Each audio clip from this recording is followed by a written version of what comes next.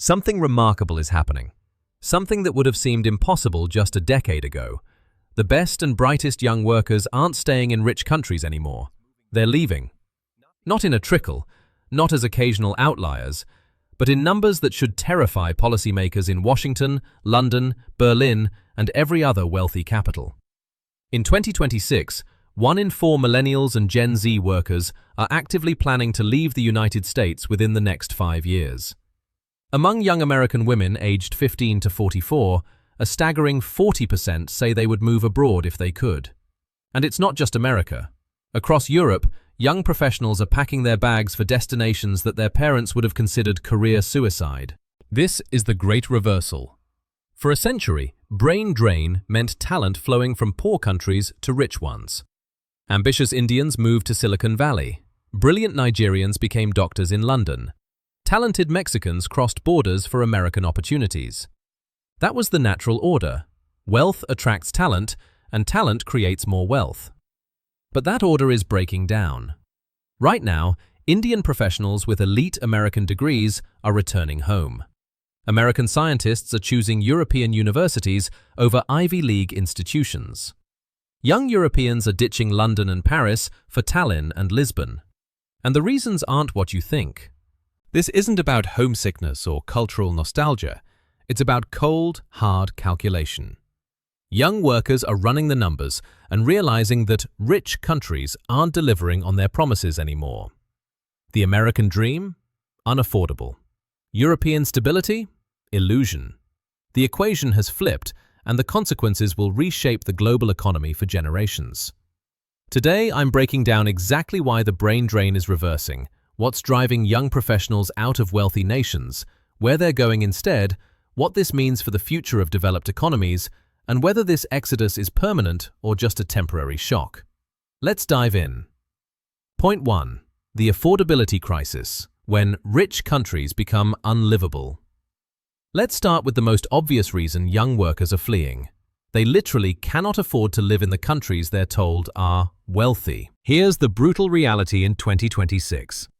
If you're a young professional in San Francisco, New York, or Los Angeles, you can earn 6 figures and still struggle to afford a 1-bedroom apartment. The median rent in major American cities now consumes 40 to 50% of a typical young worker's income. Home ownership? Forget it. We covered this in the housing crisis. The median American household would need either a 56% salary increase, mortgage rates to drop to 2.65%, or a massive price crash just to afford a typical home. But it's not just housing. Healthcare costs for young Americans are skyrocketing. Federal workers are seeing massive jumps in health insurance premiums in 2026. Groceries cost more. Student debt crushes earnings. Car insurance, utilities, childcare, everything has become grotesquely expensive relative to wages. Business Insider. And here's the kicker. Young workers are doing the math and realizing they can live better elsewhere for less. A software engineer earning $120,000 in San Francisco is drowning in costs. That same engineer can work remotely from Lisbon, Bangkok, or Mexico City, keep most of their American salary, and live like royalty. Rent drops by 60%. Healthcare is accessible and affordable. Quality of life skyrockets. This isn't theory. A recent survey found that 40% of Americans have considered moving abroad, with lower living costs as the primary reason. The largest demographic groups thinking about leaving? Gen Z and Millennials. BBC. But it's not just Americans. Young Europeans face similar calculations. London is unaffordable for anyone under 35 without family wealth. Paris, Munich, Amsterdam, all pricing out the next generation.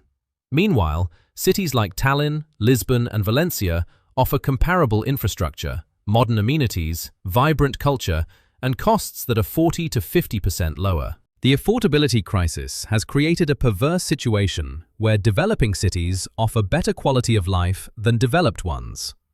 When a young professional can afford a comfortable apartment, save money, travel, and actually enjoy life in Porto while struggling paycheck to paycheck in New York, the choice becomes obvious. The promise of rich countries was always, come here, work hard, and prosper. But prosperity requires more than high wages if those wages can't buy a decent life. Young workers aren't stupid. They're voting with their feet, and they're choosing places where their labor actually translates into livable standards of living. Point 2. The remote work revolution. Geography becomes optional. The second massive shift enabling this exodus. Geography no longer determines opportunity, and that changes everything. Before 2020, if you wanted a top-tier career in tech, finance, or most professional fields, you needed to be physically present in expensive cities. Silicon Valley for tech, Wall Street for finance, London for international business. Your geographic location determined your earning potential, and that kept talent trapped in expensive hubs. Then the pandemic shattered that model. Remote work went from rare perk to default setting, and in 2026, it's become permanent for millions of knowledge workers.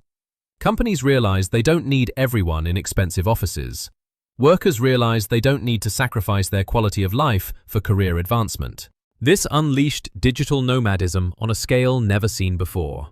Countries are now competing to attract remote workers with special visas. Portugal, Spain, Estonia, Croatia, Mexico, Thailand.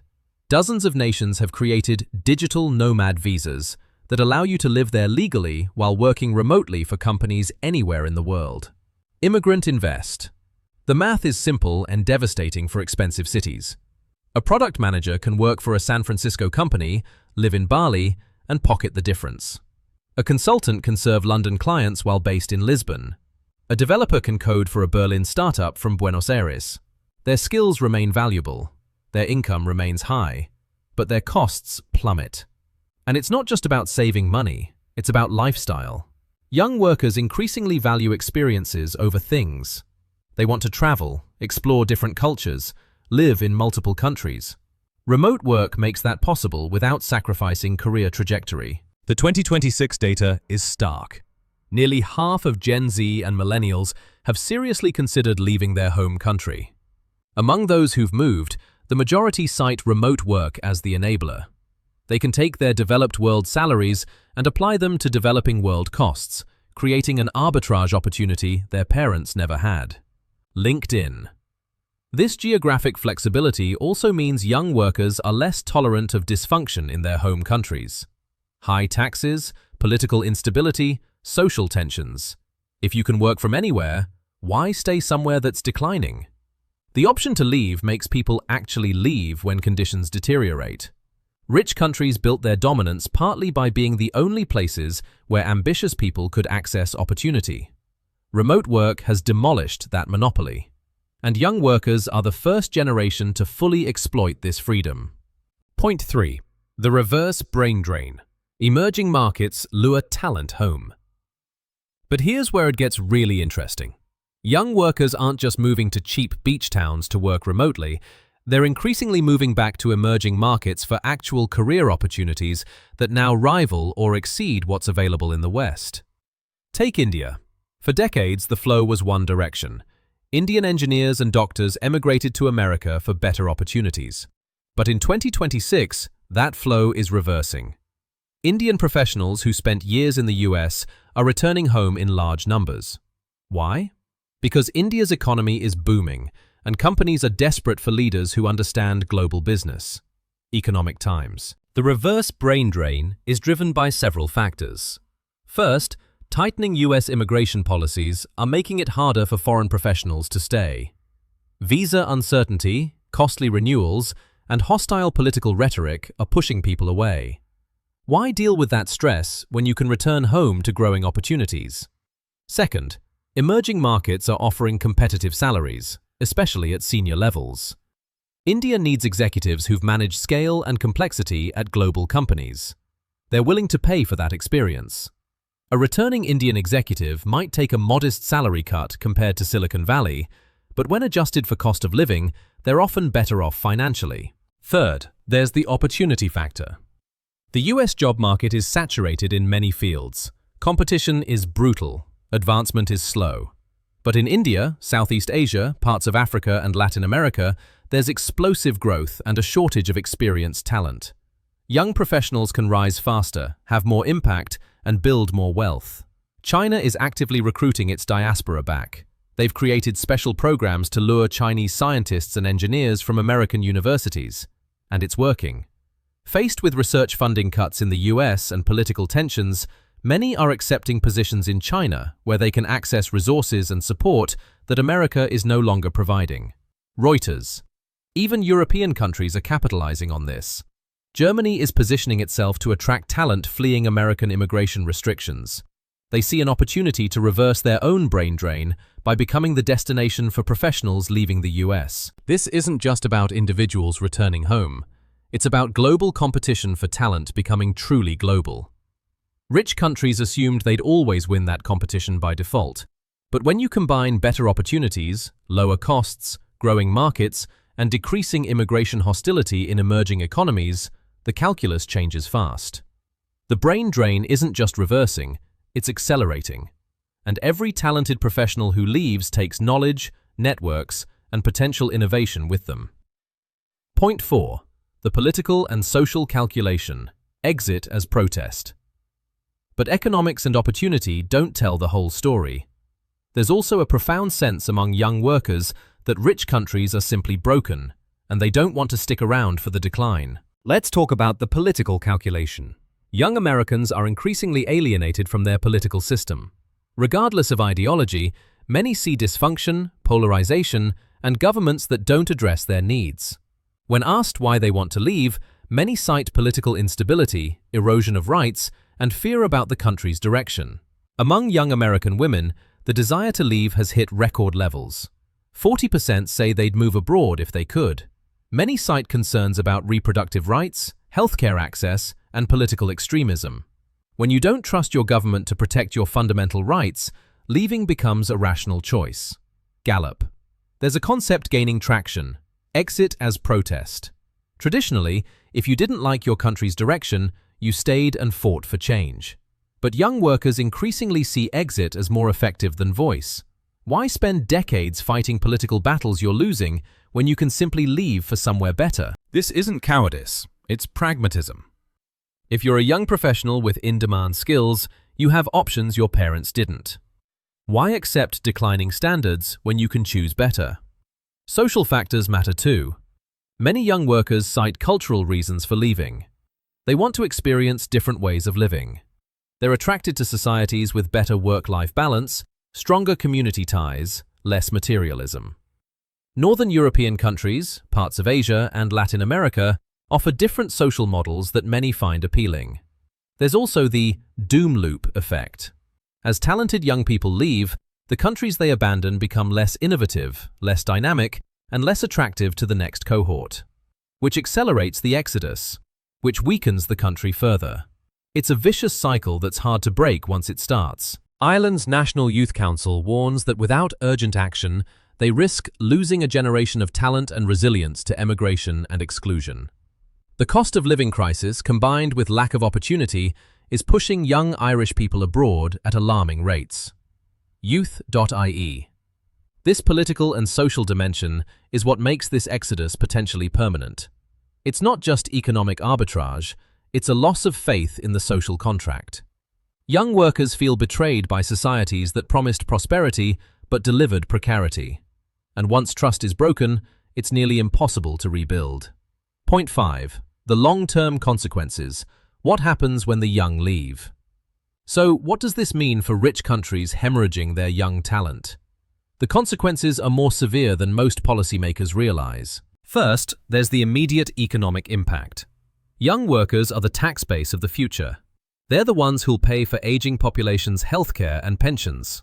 When they leave, they take their tax contributions with them. This creates fiscal crises that compound over time. Second, innovation suffers catastrophically. Young people drive innovation. They start companies, develop new technologies, challenge old assumptions. When they leave, innovation leaves with them. Silicon Valley's dominance was built on attracting the world's best young talent. What happens when that talent chooses Bangalore, Berlin, or Sao Paulo instead? Third, there's a demographic death spiral. Rich countries already have aging populations. When young people leave, that accelerates. You end up with shrinking, aging societies that lack the dynamism to adapt to rapid change. Japan is the warning. an aging society struggling to maintain economic vitality as its youth population shrinks. Fourth, brain drain is self-reinforcing. The first wave leaves. That makes conditions worse for those who stay. So more leave. Each departure makes the next one more likely. Breaking this cycle once it starts is incredibly difficult. But here's what might be most concerning. Rich countries are losing their competitive advantage. For centuries, they dominated because they could attract and retain the world's best talent. That's ending. When young professionals choose emerging markets over established powers, it signals a fundamental shift in global power dynamics. Some argue this is temporary, that young workers will age out of their wanderlust and return home to settle down. But the data suggests otherwise. Many who leave establish roots abroad. They marry, have children, buy property, build networks. They become permanent emigrants. Others say rich countries will adapt by attracting talent from elsewhere. But if American and European young people are leaving, why would talented people from other countries still want to come? The brand is damaged. The promise is broken. There are also potential upsides. The exodus might force rich countries to fix their broken systems. When you're hemorrhaging talent, you can't ignore dysfunction anymore. Politicians might actually address housing costs, healthcare, education, and opportunity. The threat of brain drain could drive much-needed reform. But reform takes time, and demographics are unforgiving. Every year that passes with net outflows of young talent is a year of compounding damage that's difficult to reverse. So let me bring this home. The brain drain is reversing, and it's not a blip. It's a fundamental restructuring of global talent flows that will reshape the 21st century. Young workers are leaving rich countries because rich countries stop delivering on their end of the bargain. You promised prosperity in exchange for hard work. Instead, you delivered unaffordable housing, crushing debt, political dysfunction, and futures that look worse than those of previous generations. Meanwhile, cities and countries that were supposed to be behind have leapfrogged in important ways. Lower costs, growing opportunities, better lifestyle, digital infrastructure that enables remote work, and governments actually trying to attract talent rather than making life difficult. 1 in 4 young Americans is planning to leave. 40% of young American women would move abroad if they could. Indian professionals are returning home. American scientists are choosing European labs. Chinese talent is heading back to China. And these aren't marginal workers. These are the educated, ambitious, capable people that every society needs to thrive. The equation has flipped. For a century, brain drain meant talent escaping poor countries for rich ones. Now it means talent escaping rich countries that have become unlivable for anyone without generational wealth or extraordinary income. This is a crisis that most politicians don't even recognize yet. They're still operating under the assumption that talented people will always want to come to America, Britain, or Germany. But young workers have figured out that there are better options, and they're taking them. The countries that win the future will be those that make life actually livable for young professionals. Affordable housing, accessible healthcare, political stability, opportunity to build wealth, work-life balance, the basics. It's not complicated. But the countries losing talent now, they're not doing those things. And until they do, the exodus will accelerate. So if you're young, skilled, and looking at your options, you're not alone. Millions are running the same calculation, and increasingly, the answer is there's a better life somewhere else. The only question is whether you're willing to leave everything you know to find it. The brain drain reversal is here, and it's just getting started.